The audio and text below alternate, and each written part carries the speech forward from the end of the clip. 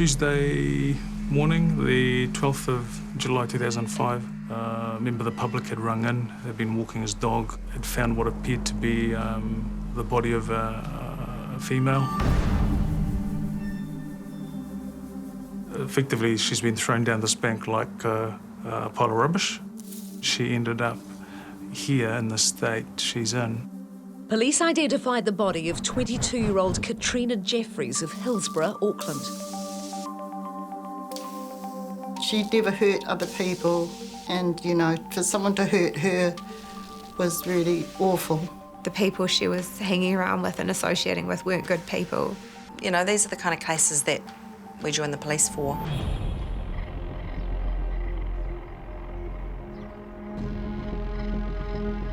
When we're unable to bring someone to justice, that's the hardest thing, when you don't have closure or aren't able to tell a family of that result. But police believe it's never too late to solve a cold case. However, it's imperative to consider things differently. We've brought together a specialist team to review some of New Zealand's most haunting unsolved murders. They'll use their skills, expertise and up-to-date technology to look at things with fresh eyes. This is a solvable homicide. If the right people just come forward with that little bit extra information that we need, we all have daughters, sisters, and this is really the chance to do the right thing by Katrina and Nicola Jefferies. What will it take to solve the murder of Katrina Jefferies?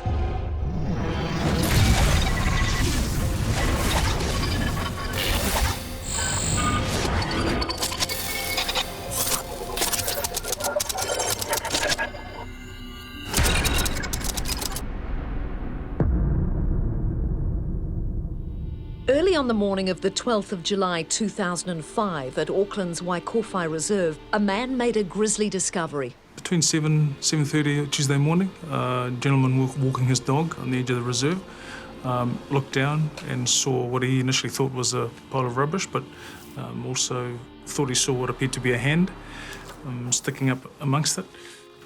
Patrol car was dispatched from Avondale, and on arrival, the officers confirmed that we had a body of a female in her what appeared to be the late teens, early 20s. Police are investigating the death of a woman whose body was found in bush in the Auckland suburb of Hillsborough. Police had to use a cherry picker to retrieve the body from down the bank.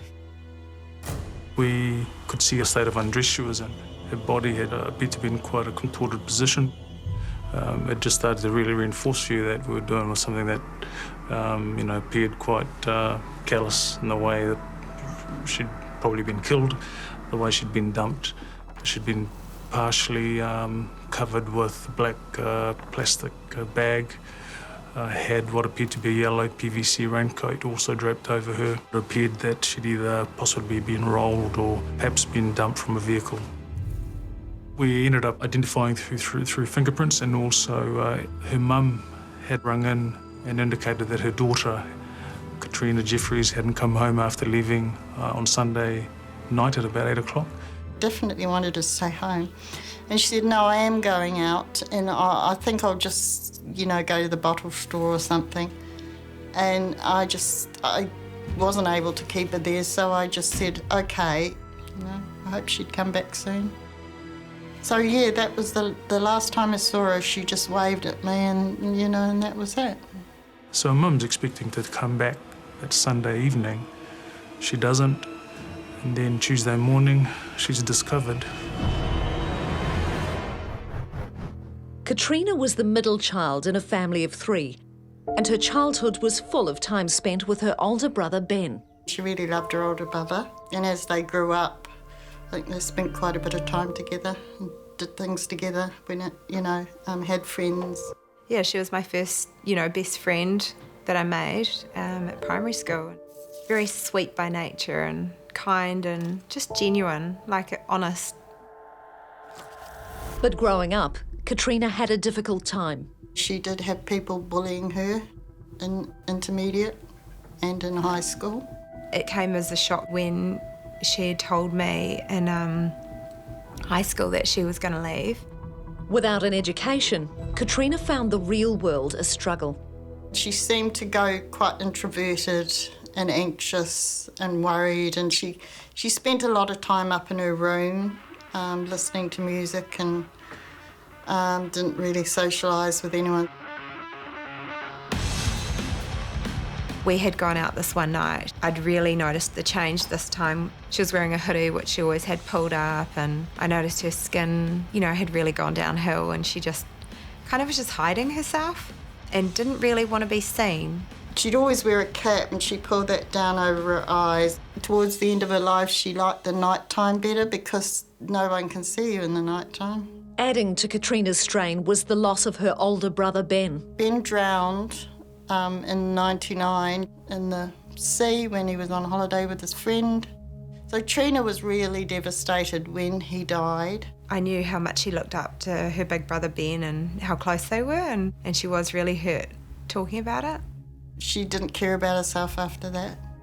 She just, I guess the best way of putting it is she didn't seem all there. Unbeknownst to her mother, Katrina turned to alcohol. I didn't see it coming, her sneaking that drinking so much. I was actually quite shocked at why she did that. And then I realised what was going on. She developed a taste for alcohol. It was really sad.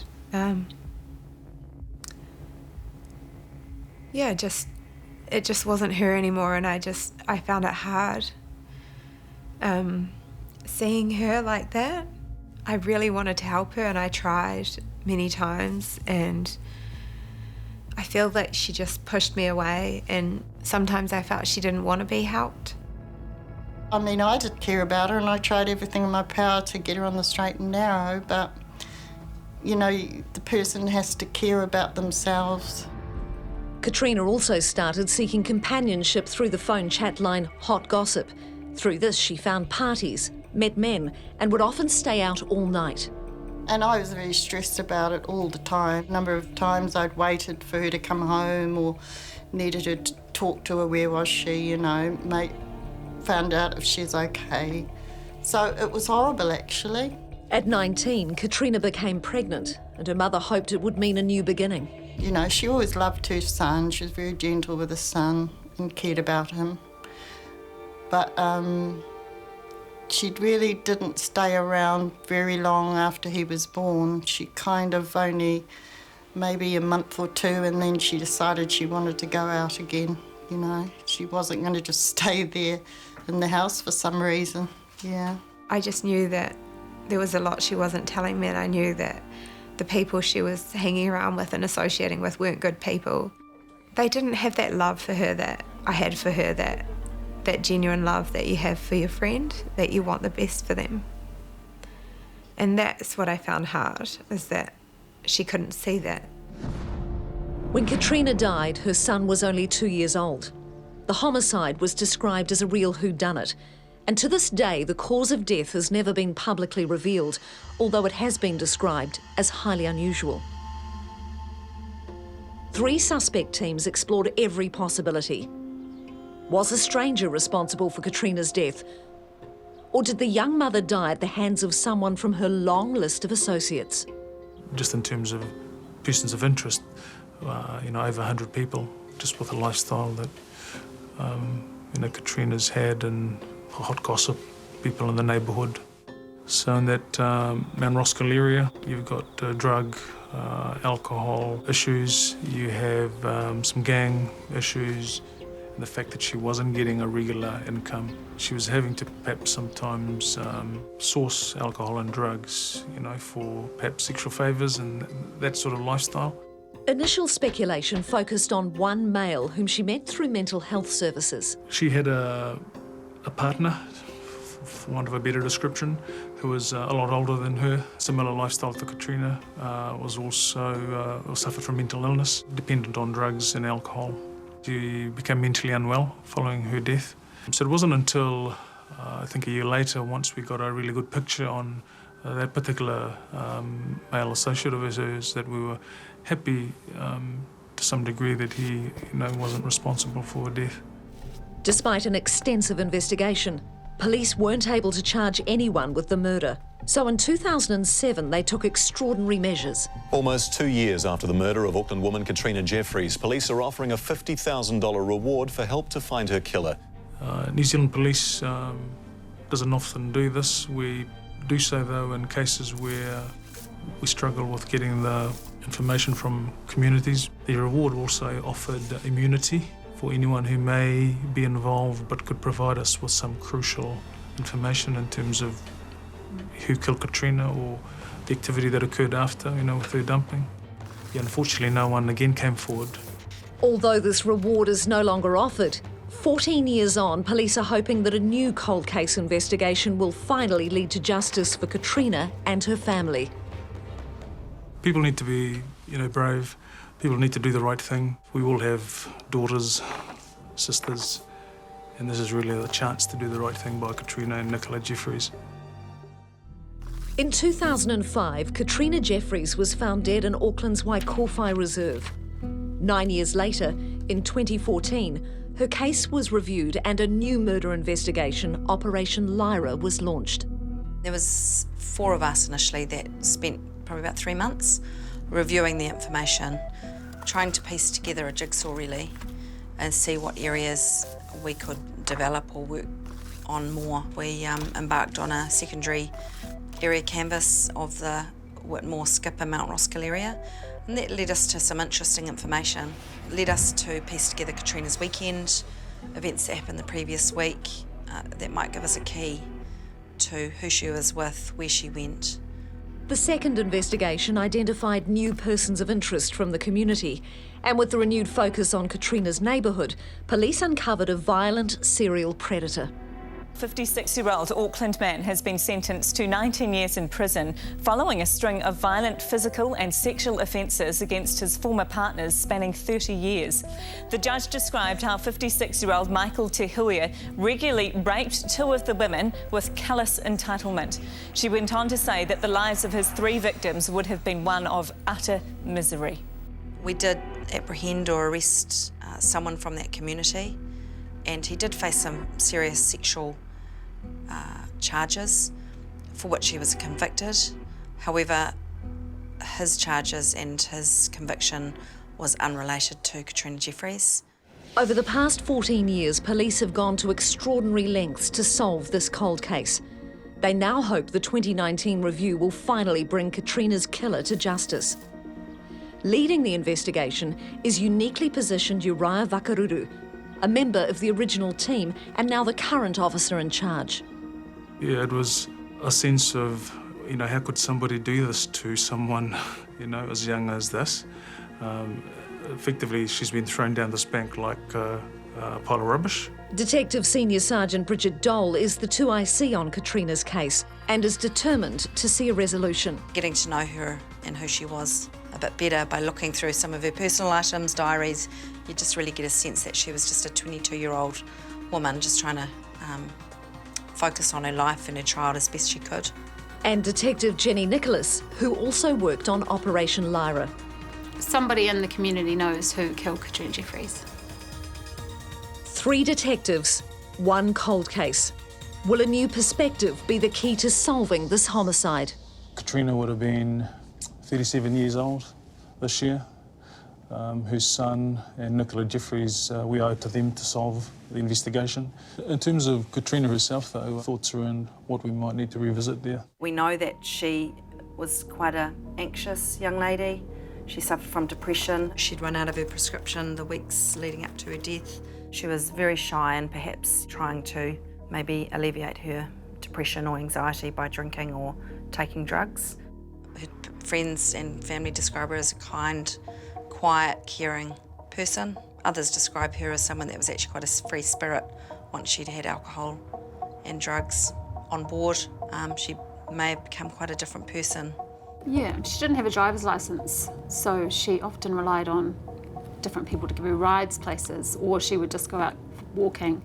Her mum said she worried about it at times because she would go out walking at night, often to search for alcohol or drugs. So I think centering on that close area where she lived is really significant.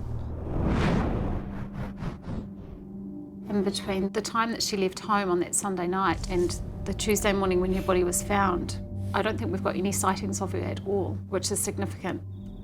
Someone other than the killer would have seen Katrina in those 36 hours. She was known in that community.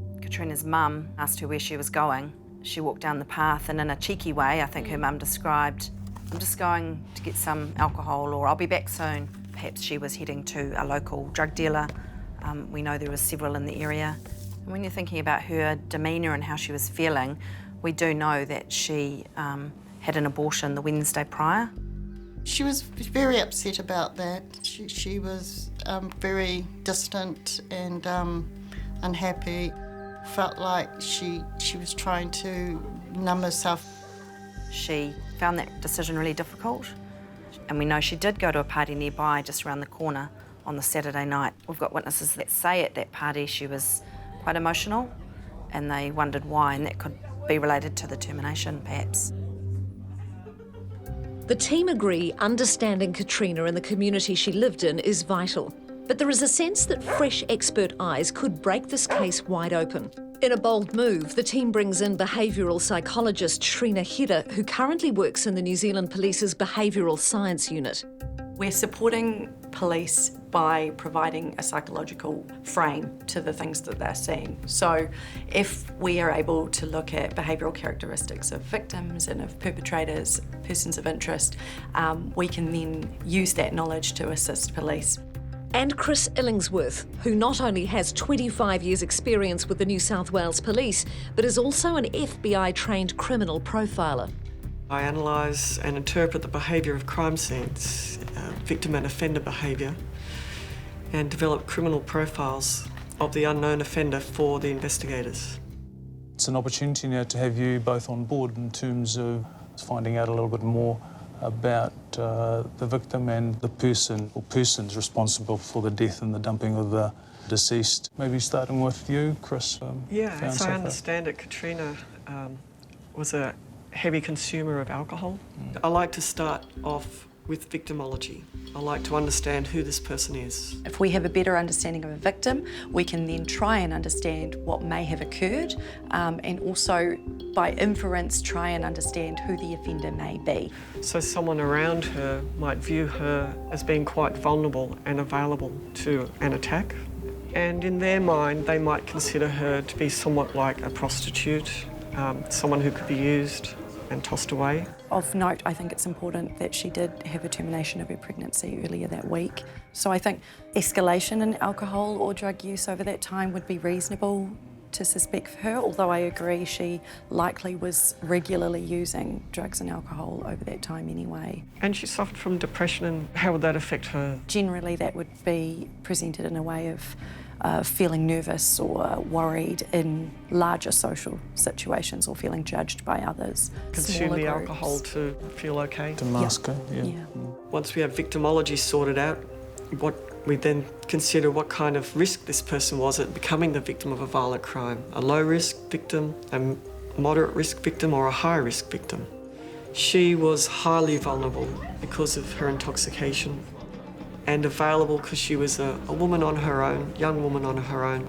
And so you put those two things together, vulnerability and availability, and she comes out as being a high-risk victim, which means when someone is such a high risk, they're really open to anyone attacking them because they are so vulnerable and so available. Having established Katrina's extreme vulnerability, what secrets might the crime scene reveal to the cold case team? In 2005, the body of homicide victim 22-year-old Katrina Jefferies was found dumped in inner-city bush along Waikowhai Road in Auckland. In order to better understand the murder, criminal profiler Chris Illingsworth is joining Detective Jenny Nicholas at the dump site, only a kilometre from Katrina's home. So Chris, Waikowhai Road is just over half a kilometre in length. Just before the 500 metre mark, there's a gate that gets closed off and locked in the evenings. Okay, so the training is all about analysing behaviour at crime scenes, looking at the victim behaviour and the offender behaviour. And it's a different way of looking at a crime scene to what a detective would normally look at. In 2005, this was an open clearing. So none of this foliage at the front here was present? No. You use all of that information the detective gathers, and you apply the concepts and the training that we have, and look at what happens in the crime, why certain things happen that way. I'm not sure what the slope is, but it's just incredibly steep. It is steep. There were tyre tracks just along here, which indicated that that's good. Yeah. the car pulled in here. Well, that makes sense. They come up the roadway having turned around at the roundabout and then pull in because they want to have a quick escape straight afterwards. Right. Remove Katrina from the vehicle, put her down on the ground, and then they'd expect her to just roll down the slope. It's so steep. Yeah. But she hasn't. No. And once you've worked out all the whats and all the whys, you go in the direction of who. Who, as in the type of person, will need to commit that crime in that way. It seems to be a local rubbish dump site. That tells me that this person has strong local knowledge. People who live further away in other suburbs, they wouldn't necessarily know that that exists. You have to find a spot where to get rid of Katrina's body. And so if you know that spot's there because you've been there before dumping rubbish, that spot is in this person's mental map. So what we know through the concept of routine activities theory is that criminals will usually commit crimes within an area that is familiar to them or an area that is within their cognitive map, places that they frequent a lot or they have in their awareness on their day-to-day functioning. So this is someone in this very close area again. It's only 1.1 kilometres to Katrina's place. Yeah, I mean, I agree. And the way in which the body was found and the objects around it also suggest that there was an element of making this also look like rubbish, which therefore would suggest that someone had knowledge of that spot and therefore a local. I think the other key too was the fact that if the offender or those responsible for disposing of the body want to minimise the risk of detection, they wouldn't drive long distances with the body in a vehicle. I was struck by how steep that embankment is. So I imagine that the thought process would be, we'll take her to that rubbish site that we know and then throw her over and she'll roll down the hill out of sight. But that didn't happen. The body's found only 2 metres from the top of the slope. Bit of a shambles when you look at it. Once the body's down, then he's back to the vehicle. That's what he's thinking about, escape. Adrenaline's pumping. You want to get out of here as fast as you can. This is the most high-risk part of the whole thing. How long do you think it would have taken, the whole process? I think by the time he got her out of the car, down onto the ground, tried to get her down the hill, could be looking at around about 3 minutes, 3 minutes. Fairly quick, but it's a little bit of time here. Yes. And the reason why someone does not want a body found usually when you have such a disorganised disposal site is that they feel there's a connection between them and the victim. So if you're a complete stranger like that, you don't need to go to that effort. But if you're known to the victim and other people know that you're known, then that drives you to make that extra effort to hide the body. So that also suggests that the offender is known to her, as well as what we've already talked about with victimology. If the scene of the crime is within the perpetrator's own home, it would make sense to try and remove the body from that placement. Another reason why a body might be disposed of is because there's a prior relationship between that person and the victim. If there is a way that that victim can be linked to that perpetrator, the act of disposing of a body would reduce that link in some way. The cold case team next considers the conditions that night. It was a new moon just moving into a first quarter, and on top of that you've also got the bad weather, so it's cloudy, black sky. Would have been pitch black, you know. It's going to be really hard to see what you're doing. It lends some support to the theory that there was a second person up the top, perhaps with a torch. And I guess we have to think that these people were in a hurry. And there's haste. Yeah. You look at this scene, it's all haste. When she was found outdoors, her socks were clean. She'd not been walking around outside. We can assume that given the body was disposed of in Waikowhai Park, that wasn't the location that Katrina was murdered, and that it may be likely that the location where she was murdered is nearby to the park or nearby to the home of the offender. She was going out in search of more alcohol that night, and probably drugs as well. She would have gone to someone's place who she knew. And it's going to be close, really close to home. And we know she was in an indoor location. It all indicates that the initial contact site with the offender, the physical assault site, and the murder site were all the one place. And then we have the second site being the disposal site. So there's 2 sites. It comes back to a very unsophisticated type of crime, disorganisation. The most thought that's gone into this crime is in where are we going to put her when she's dead? How do we get rid of her? Turning our minds to the items that were found with Katrina, and we know they're quite unusual, each one of them.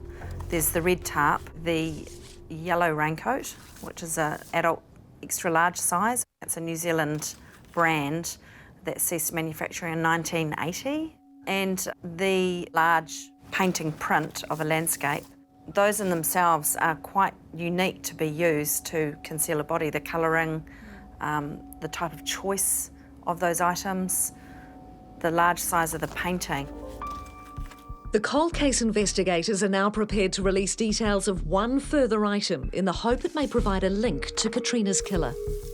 The marine type plyboard, an unusual shape with a cut-out piece as if it's been made or moulded to fit the base of a boat, perhaps. And it's got unusual paint rolly brush strokes. Be interesting to know its history. How did its shape get cut? Who did that? What colour the paint was? How that paint came to be on the board?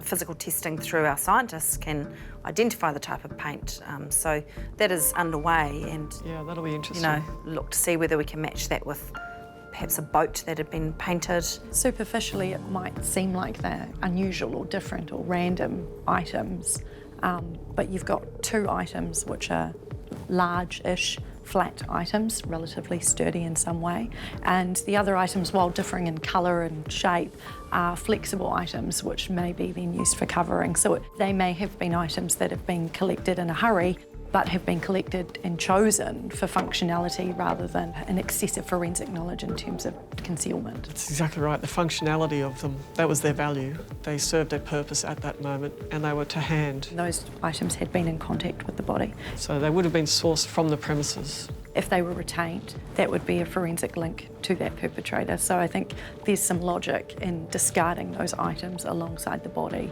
in an attempt to sort of reduce that forensic link. Further police investigation into the items yielded a surprising and vital revelation. All of those items we have traced back to a house within the Whitmore Road, Skipper Ave, Mount Roskill area. Although police have evidence the items came from a house and not the dump site, how closely does this connect the offender to that house? The team considers all the options. I think it's unlikely that someone's put efforts into sourcing these items from other places. I think that presents as a high-risk behaviour in terms of being discovered. Yeah, and if you did get it from some house up the street, you'd have to walk down the street with a red tarp on over his shoulder and a yellow raincoat. The likelihood of being seen by someone that you know packing up something out of someone's property or out of their rubbish would have been relatively high at any time of the night, really, because there's a lot of parties that have occurred at this address. And if there's a reward in place, then someone not connected to the crime seeing that is more likely to come forward and give that information. Brings it back to the items coming from the property. And what is interesting is that no one else has come forward to say those items belong to them. So the offender must have had some link to this address. Yes. Although there are reports of the distinctive items at the address before Katrina's disappearance, police believe there are people who know more about these pieces and how they were used the weekend Katrina was killed. So with the public's assistance, this is a solvable homicide. The cold case team has confirmed 22-year-old mother Katrina Jefferies was killed at an as-yet unconfirmed location and then transported to where her body was found, dumped in an Auckland reserve in 2005. But when was she killed? Yes, I believe that the crime happened that Sunday night, early hours of Monday morning, and that she's been stored until the disposal time. There's a number of things that support that. Firstly, she wasn't seen. If she was alive on that Monday, someone would have seen her. She often went home, even if it was in the morning if she'd been out all night. It all indicates that the initial contact site with the offender, the physical assault site, and the murder site were all the one place, were all in the one house. And she's stored out of sight, so a spare room perhaps, or a spare bathroom perhaps, or it could be a garage or a shed, somewhere where people are unlikely to go in and see her there. And she may have been covered over at that point, perhaps with the tarp that was later found with her. Secondly, and equally important, is lividity, the pooling of blood after death. Lividity is detected by marks on the skin and is fully set after 6 hours. The blood that settles after circulation stops when a person dies. blood settles on all the lower parts of the body. And so to look at later, it looks purplish, reddish, pinkish, and lividity does not disappear. It's set forever. And so you can tell from that what position the person was left lying in after death. And that lividity is not consistent with the position which she's found. The cold case team believe all the evidence points to Katrina's murder taking place on Sunday night or early Monday morning in a location that's familiar to her. It's winter, she's indoors, she's taken her jacket off, and she feels comfortable where she is. She's not perceiving any threat at that point. We know that she did visit certain houses in that neighbourhood from our inquiries. I'd be interested to know your views on whether you think it's definitely a sexual attack. Yes, the lower clothing missing, the shoes off, that strongly suggests this is sexually motivated, that things start to happen in a sexual way with Katrina. So because of her injuries, do you think there is a way to work out a sequence of events that night? Yes, we can definitely plot a sequence of what happened in the attack. There are a number of injuries around her head and neck area, and what we can see is that there's not the what we'd see with, say, a frenzied overkill situation. There's not any of that. There are several injuries which suggests that things started to go wrong for Katrina. Given the alcohol reading, well intoxicated, so she would not have been in a good position to be able to defend herself. She actually has no defence wounds, no bruising on the rest of her body. It's concentrated in the head area. So Katrina's had small opportunities to resist, and she's just done her best. She definitely was not going along with what was happening. So the offender has forced the attack on her, and then the crime has escalated very quickly into a more serious situation. So an injury happens to Katrina that incapacitated her in a serious way. The exact nature of Katrina's injury and cause of death has never been released publicly. It's believed it would have, at the very least, left Katrina immobilised. She's in a bad way. So the offender has a choice. He can either obtain medical help for her, which she needed, or he can ignore that need and look after himself instead. The team now explore the possibility that an associate has been called in. It may be that a second person was brought in reluctantly. It may be that they were intimidated or threatened to become involved, or they had some kind of pre-existing relationship which they felt compelled to be involved. If something untoward has happened and you don't know what to do, who would you call upon for assistance in such a serious circumstance? It's most likely somebody who's also a resident from that house, somebody that they know, that they trust, that they believe will protect them. And when you add all of that up together, that sounds like a member of the family. Also of significance to the cold case detectives, sometime between arriving at the first site and the discovery of Katrina's body at the second site, several items of Katrina's have gone missing. There was some clothing that have never been recovered. There's a black duffel coat that we know that she left home in, blue tracksuit pants, her mother's maroon burgundy slip-on shoes, size 10, that were too big for her, but she still used, a peak cap and a Walkman, a black one, which was a cassette player. 2005, I think they might have been just phasing out the cassette player, but she obviously still coveted it as a useful item. The offender or offenders would have wanted to get rid of those items too. I don't believe they'd be retained as a souvenir or trophy. Those items may have links to the offender, they may have DNA on them, they may have traces of hairs. It's likely that a perpetrator would want to distance themselves from those items, so they may have been disposed of, they may have been burnt, they may have been dumped in a different location. So none of those 5 items have ever been located. It's crucial to find them. And it's crucial if anyone recalls finding those items together or separately and may not have made a link to Katrina's death, whether it be a rubbishman or anyone else stumbling across those single items. Even though it is a long time ago now, someone might recall being given a Walkman or stumbling across a bag somewhere with these items. Will information concerning these 5 items be the missing link needed to solve the murder of Katrina Jefferies? Over 10 years after the brutal murder of Katrina Jefferies, police received information about a vehicle that had been allegedly used to dispose of Katrina's body. Unfortunately, that car was crushed well before the report had been received.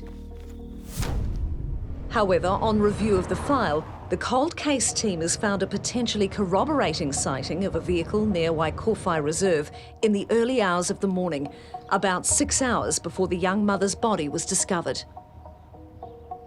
A witness coming home from picking up a family member at around 1:25, 1:30 a.m. was coming towards the Waikowhai Road entrance, and he slowed to a stop to turn right down Kwanoa Street.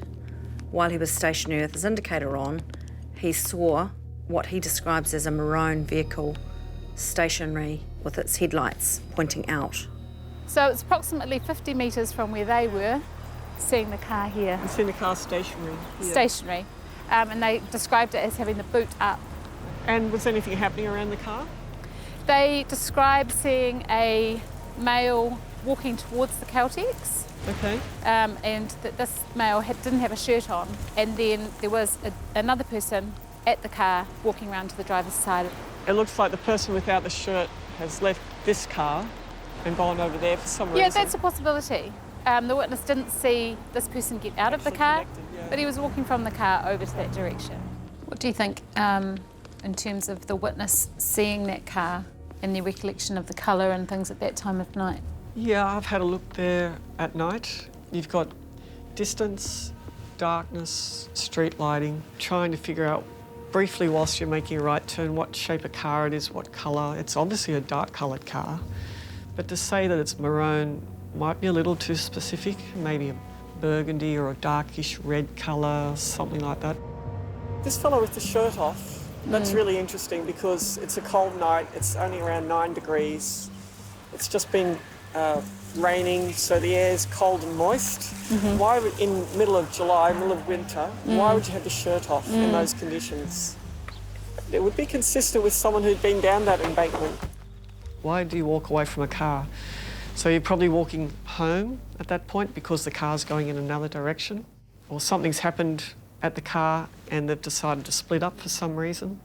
And it's just too coincidental that they'd be in that location at that time, just 135 metres from the site, at a time that we could expect the offender would be in that area. In addition to the witness account, police are now prepared to release for the first time CCTV footage, which may corroborate the statement. This footage from a motion-activated camera only 25 metres from the dump site shows a car going down Waikowhai Road and then returning almost 3 minutes later. Tests were done at the time to ascertain how long it would take for a car to drive down Waikowhai Road, dump a body, and then return back up to the road. And that timing fits in with the CCTV perfectly. It is crucial that we hear from members of the public whether they were in the Waikowhai Road the early hours of Tuesday morning. It could be that that vehicle is unrelated, but the significance of the time and how we know or think Katrina's been taken there by a car, it's relevant. We're a little bit closer, but the real closure we'd all have is once those that have committed this cowardly act are taken to court. Police get caught up in these investigations as well, and they can spend a large chunk of their lives and their careers working on just one case. And it can take its toll on investigators. I still drive along Hillsborough Road and think Waikowhai Reserve, yeah, that's where Katrina Jefferies, and someone's still out there. But, you know, their day will come. So it's not something that ever leaves you or leaves the team. Jen, Bridget and Uriah are very invested in this case, doing their best to solve this crime and to help Katrina and her mum. And I can see it's affecting them and that they want to get this closure on the case as well. As the review comes to an end, the FBI-trained profiler offers her findings to the team. So a male person, because there's a sexual element to it and the assault aspect, And given the racial demographics of the area, the person is most likely to be Maori or Pacific Islander. Alcohol and drug user, doing what Katrina was doing, that's why he's in her circle. Due to the lack of organisation with the crime, average at best intelligence levels, he'd live with others, and because he got this secrecy aspect of concealing her in a crumpled up, out of the way spot. There's been a reward offered and no one's come forward to claim that reward. Just adds more to the belief that this is a family situation. So I think there would have been, in the very least, police contact with this location that he lives. Someone who was known to Katrina, but was not someone who was a caring person towards her. Someone who had a distant or using type of relationship with her. He could have some assaultive behaviour as well. A person who lacks empathy, who is probably a cold, callous type of person. And because of that, they're probably in relationships that involve violence. And anyone who's been in a relationship with this person has probably experienced physical violence and sexual violence with this person, being the victim of him. There are people out there who know what's happened, and it's now time to come forward. This will be solved. I have no doubt that this will be solved. We just need that little bit more to get home on successfully prosecuting someone for this. Even if you were involved and were compelled to be involved, we want to hear from you. Or anyone that's got any information that they believe is minor or wouldn't help. You just never know. It might be very helpful and it might be the missing piece. Some people that have knowledge of what happened may themselves be parents, and they might want to break free of the knowledge of what they know of the past to move on in their life. Imagining themselves being in Nicola's shoes, losing a child, they themselves might have children. It must be a real burden on them in their mind to know what they witnessed or what they were involved in.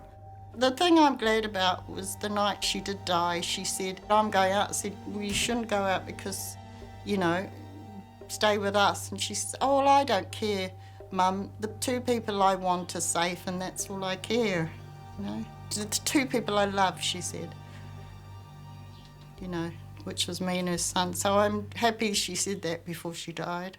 We won't rest easy until we've found this person and have justice for Katrina. Whoever they are, I don't know how they can live with themselves. I just think they're very sick and not well. And I just hope that they get caught.